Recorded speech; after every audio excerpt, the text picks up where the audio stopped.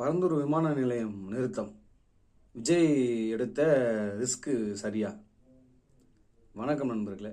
தமிழக அரசியல் பொருளாதாரத்தை மிக பெரிய விவாதமாக மாற்றியிருக்க ஒரு விஷயத்தை தான் இன்னைக்கு நம்ம பார்க்க போகிறோம்.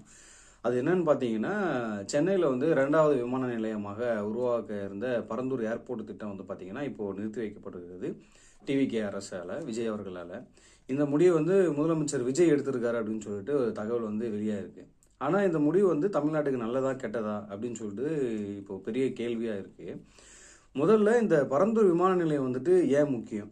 இப்போ இருக்க சென்னை மீனம்பாக்கம் விமான நிலையம் ஏற்கனவே ஃபுல் பிஸியாக இருக்குது. நாளுக்கு நாள் பார்த்தீங்கன்னா பயணிகள் அதிகரிக்கிறாங்க. கார்கோ போக்குவரத்தும் பார்த்தீங்கன்னா ரொம்ப அதிகமாகவே இருக்குது. ஆனால் இந்த ஏர்போர்ட்டை இன்னும் பெரிதாக விரிவாக்கம் செய்ய இடமே இல்லை அப்படின்னு சொல்லிட்டு சொல்லியிருந்ததுனால சென்னைக்கு ஒரு புதிய இன்டர்நேஷ்னல் ஏர்போர்ட் வேணும் அப்படின்னு சொல்லிட்டு திட்டமிட்டாங்க. அதற்கான பார்த்தீங்கன்னா காஞ்சிபுரம் மாவட்டம் பரந்தூர் பகுதியில் சுமார் 5700 ஏக்கரில் நிலம் தேர்வு செய்யப்பட்டது.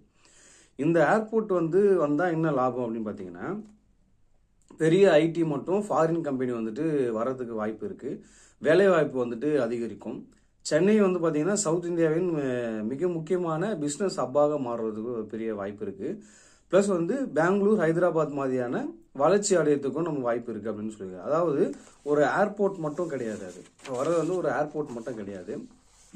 அதை சுற்றி பார்த்தீங்கன்னா hotel, logistics, ID park, cargo, அப்புறம் மெட்ரோ, ரோடு, ஒரு ஃபுல்லாக ஒரு எக்கனாமிக் குரோத்தாக உருவாகும்.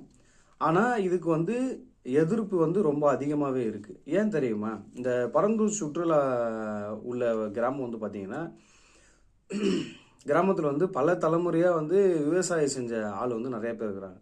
அவங்களுடைய நிலம், வீடு, வாழ்க்கை எல்லாமே பாதிக்கப்படுதுன்னு சொல்லிட்டு ரொம்ப பயப்படுறாங்க. அங்கே இருக்கவங்க இருக்க தானே செய்யும். ஏன்னா இத்தனை வருஷமாக பார்த்தீங்கன்னா அவங்க விவசாயம் பண்ணிட்டு இருந்த ஒரு இடத்த நம்ம வாங்குறாங்க அப்படின்னும் போது அது மிகப்பெரிய கஷ்டமாக தான் ஆகும். குறிப்பாக பார்த்தீங்கன்னா ஏகனாபுரம் அப்படின்னு சொல்லிட்டு ஒரு ஊர் இருக்குது. அந்த இதில் பரந்தூரில் ஏகனாபுரம் அப்படின்னு சொல்லிட்டு மக்கள் பல வருஷமாக அது போராட்டம் பண்ணிட்டு இருக்கிறாங்க. அப்போது முதல்வர் பார்த்தீங்கன்னா எதிர்கட்சி தலைவராக இருந்த விஜய் பார்த்தீங்கன்னா நேரில் போயிருக்காரு. நேரில் போயிட்டு மக்களுக்கு ஆதரவு தெரிவிச்சிருந்தார். அதை நம்ம எல்லாருமே பார்த்துருப்போம். இப்போ அவர் முதல்வராக ஆயிருக்காரு. அந்த வாக்குறுதியை அவர் காப்பாற்றுவாரா அப்படின்னு சொல்லிட்டு தான் இப்போ பெரிய கேள்வியாக மக்களிடம் ஏற்பட்டிருக்கு அந்த பரந்தூர் மக்களிடம். ஆனால் இந்த ஏர்போர்ட் பார்த்தீங்கன்னா தற்காலிகமாக இப்போதைக்கு நிறுத்தி வைக்கிறாங்க என்ற கேள்வியும் வருது. இப்போ வெளியாக உள்ள தகவல்கள் பார்த்தீங்கன்னா ஏற்கனவே கையகப்படுத்தப்பட்ட 1700 ஏக்கரில் பார்த்தீங்கன்னா சிப்காட் இண்டஸ்ட்ரியல் பார்க்